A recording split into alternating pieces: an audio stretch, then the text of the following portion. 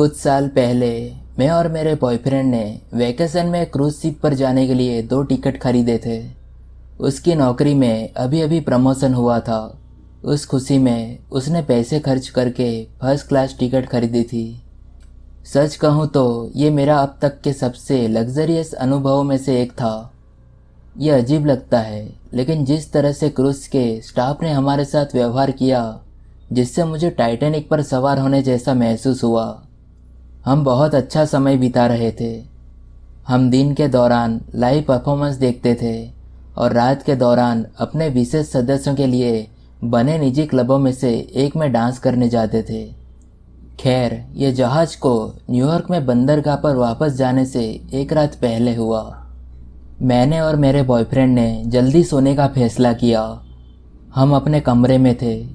मेरा boyfriend bathroom में brush कर रहा था और मैं बिस्तर पर लेटी हुई इंस्टाग्राम पर स्क्रॉल कर रही थी।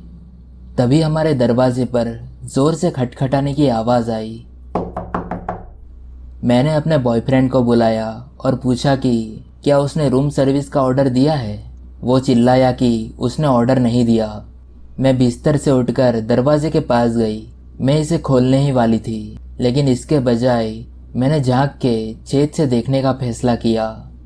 मेरा मानना है कि मेरे इस छोटे से फैसले ने हमारी जान बचाई। जैसे ही मैंने झांक कर देखा तो एक अजीब सा दिखने वाला आदमी हमारे दरवाजे के सामने खड़ा था। वो जोर जोर से सांस ले रहा था। उसकी आंखें चौड़ी थी और उसके पूरे शरीर पर लाल दाग लगे हुए थे। जब वो मुझे घूर रहा था तो मुझे समझ नहीं आ रहा था कि क्या करूं। 30 सेकंड बीते होंगे कि उसने फिर से हमारा दरवाज़ा पीटना शुरू कर दिया, लेकिन इस बार बहुत ज़ोर से। जैसे ही उसने अंदर आने की कोशिश की, दरवाजे का हैंडल हिलने लगा। मैंने चिल्लाकर अपने बॉयफ्रेंड से कहा कि तुरंत यहाँ आओ। वो आदमी अब चिल्ला रहा था कि वो अंदर आकर हमें कुछ दिखाना चाहता है। मेरे बॉयफ्रेंड ने मुझे पीछे किया और छेद से झांक कर देखा। वो चिल्लाया कि हमारे दरवाजे से दूर हो जाओ, लेकिन उस आदमी ने नहीं सुना। वो लगातार हमारे दरवाजे को पीटता रहा और उसे अंदर आने देने के लिए चिल्लाता रहा। वो इतनी ज़ोर से पीट रहा था कि दरवाजे के किनारे टूटने लगे। इस बात से भयभीत कि वो अंदर घुसने वाला है और भगवान जाने हमारे साथ क्या करेगा, मेरे बॉयफ्रेंड ने सिक्योरिटी के लिए कॉल किया। जब हमने आखिरकार बाहर अन्य आवाज़ें सुनी तो उसे अंदर जाने से रोकने के लिए हम दरवाजे के सामने टिके रहे। हमने सिक्योरिटी को उस पर चिल्लाते हुए सुना कि वो जो कर रहा है उसे तुरंत रोका जाए। मुझे लगा कि कोई बड़ी लड़ाई होने वाली है और वो आदमी जवाबी कार्रवाई करेगा, लेकिन ऐसा लग रहा था जैसे उसने सिक्योरिटी की बात मान ली। हम उसे हिरासत में लिए जाने की आवाज़ सुन सकते थे और हमने सोचा कि अब अपना दरवाज़ा खोलना सुरक्षित है। लगभग आधे घंटे तक सिक्योरिटी को ये समझाने के बाद कि क्या हुआ था, हमें जल्दी ही ये पता लग गया कि यह आदमी क्या कर रहा था। वो हमसे केवल 2 कमरे दूर था, जहां वो आदमी और उसकी पत्नी रह रहे थे। सिक्योरिटी उसकी पत्नी के पास गए।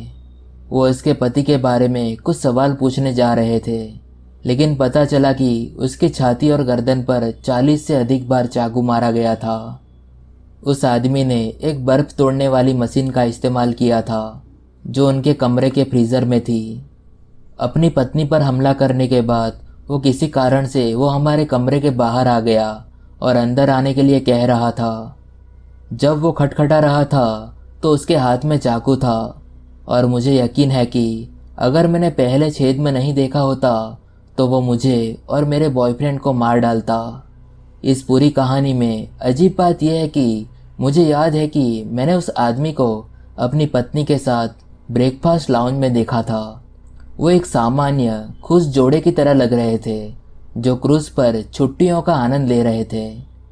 इस अनुभव ने वास्तव में मुझ पर इतनी दर्दनाक छाप छोड़ी कि मैं अपने बॉयफ्रेंड के साथ अपने रिश्ते को जारी रखने में असमर्थ रही। तब से मैं एक बुरे दौर से गुजर रही थी, लेकिन जो भी हो, मैं फिर कभी क्रूज शिप पर कदम नहीं रखूंगी।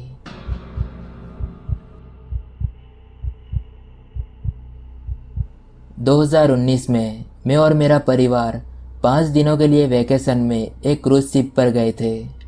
यह क्रिसमस का समय था और यह हमारी सामान्य पारिवारिक परंपरा थी। हम कैरेबियाई द्वीपों के लिए एक क्रूज शिप पर जाते और फिर क्रिसमस की शाम तक वापस आ जाते। ये वास्तव में शानदार छुट्टियां थी। वैसे भी मेरा मानना है कि यह जहाज पर हमारी आखिरी रात थी। हम फोर्ट लॉडरडेल में अपने बंदरगाह पर वापस जा रहे थे। मैं और मेरी बहन काफ़ी देर तक जहाज के चारों ओर घूम रहे थे। तब मैं 22 साल का था। हम जहाज के आगे वाले हिस्से के करीब घूम रहे थे जब हम दोनों ने अचानक ये भयानक चीखें सुनी। हम दोनों तुरंत उस ओर भागे जहां हमने चीखें सुनी। हम जहाज के बिल्कुल पीछे पहुंचे और देखा कि एक महिला रेलिंग के पास खड़ी होकर ज़ोर ज़ोर से हंस रही थी। हम दोनों सावधानी से उसके पास पहुंचे और उससे पूछा कि क्या सब कुछ ठीक है, क्योंकि हमने चीखने की आवाज़ सुनी थी। वो महिला, जिसकी उम्र लगभग 30 के आसपास रही होगी, अब और भी ज़ोर से हंसने लगी। मैं और मेरी बहन इस अजीब महिला को अकेला छोड़ने ही वाले थे कि उसने रेलिंग पर अपनी उंगली घुमानी शुरू कर दी, जैसे वो हमें कुछ दिखाना चाहती हो। मैं और मेरी बहन रेलिंग की ओर बढ़े और नीचे देखने लगे। नीचे काले सागर में 2 छोटे बच्चे पानी में छटपटा रहे थे और तैरने की कोशिश कर रहे थे। मेरे रोंगटे खड़े हो गए। मेरी बहन तुरंत मदद के लिए चिल्लाती हुई भागी। मैं उस महिला के साथ रुका जो अभी भी ज़ोर ज़ोर से हंस रही थी। मुझे याद है कि वो रेलिंग पर झुक गई और बच्चों की ओर ऐसे लहराने लगी मानो वो स्कूल जा रहे हो। उसने अलविदा बच्चों, मम्मा तुमसे बहुत प्यार करती है कहकर पुकारा। उस समय मेरे शरीर की हर कोशिका इस महिला पर हमला करना चाहती थी, लेकिन मैं बस चुप रहा। ऐसा लगा कि किसी भी क्षण मैं अपने कमरे में जाग जाऊंगा और यह सब कुछ एक बुरा सपना होगा। लेकिन यह कोई बुरा सपना नहीं था, यह वास्तविक था। जहाज के क्रू मेंबर 2 मिनट में जहाज के आगे वाले हिस्से पर आ गए। उन्होंने बच्चों के लिए जीवन रक्षक नीचे फेंक दिए। इस बीच क्रू मेंबर्स उन्हें बचाने के लिए जल्दबाजी में एक आपातकालीन लाइफ बोट को नीचे उतारने की कोशिश कर रहे थे। ये कुछ ऐसा है जिसके बारे में मुझे नहीं पता था कि ऐसा होता है। जब जहाज पर कोई सवार होता है तो जहाज का कप्तान एक संकटपूर्ण सिग्नल का संकेत देता है, जिससे पूरे जहाज को स्थिति का पता चल जाता है। यह सिग्नल तेज था और आपातकालीन लाइफ बोट अंततः बच्चों को बचाने की कोशिश में पानी में चली गई। लेकिन इतनी दूरी से भी मैं देख सकता था कि बच्चे अंधेरे में समुद्र में तैर रहे थे। जब लाइफ बोट को अंततः जहाज पर वापस चढ़ाया गया तो परेशान करने वाली सच्चाई सामने आई। दोनों बच्चों की मौत हो चुकी थी। और यही वो है जो मुझे अभी भी परेशान करता है, क्योंकि वो महिला अपने पैरों पर झूलते हुए हंस रही थी और कह रही थी, वो अच्छा हुआ, अब कोई बच्चा नहीं बचा, मैं अब आज़ाद हूँ। मुझे विश्वास ही नहीं हुआ।